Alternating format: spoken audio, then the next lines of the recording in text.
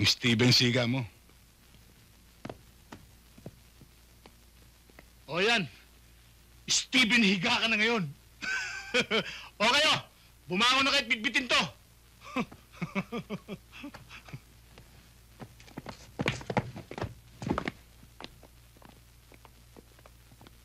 Malakas mambir ang loko ah. Muntik nang mabasag ang pag ako. Bro, buti pa. Banatan na natin to. Habang natutulog yan, oh. Tama. Tirayan na natin nang matapos na. Oh, sandali lang. Alam niyo naman, trip ko ito, nag-iisa lang yan.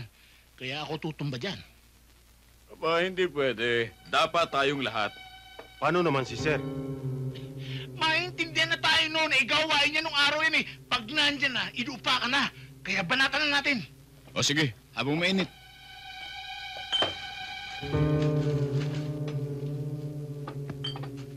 Hoy, Billy. Mabuti pa, umamin ka na. Para pare-pareho tayong hindi mahirapan. Hindi niyo kayo, sir! Billy!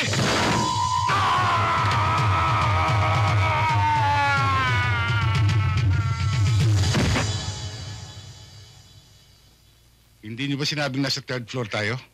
Eh, hindi naman nagtanong, sir eh.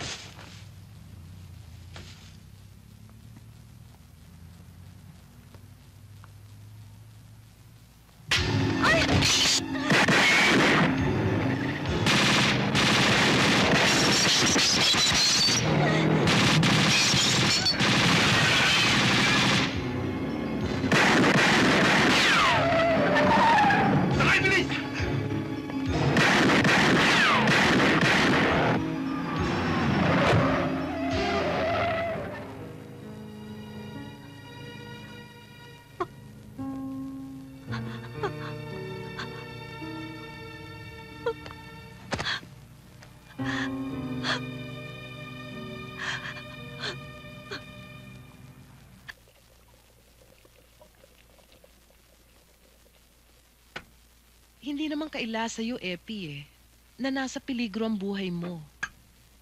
At ang buhay ng pamilya mo. Sinuwerte nga lang tayo kanina at walang nadisgrasya.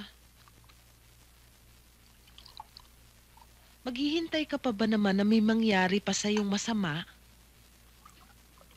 Sa akin? O sa mga bata? Ang peligro, kakambalan talaga ng trabaho.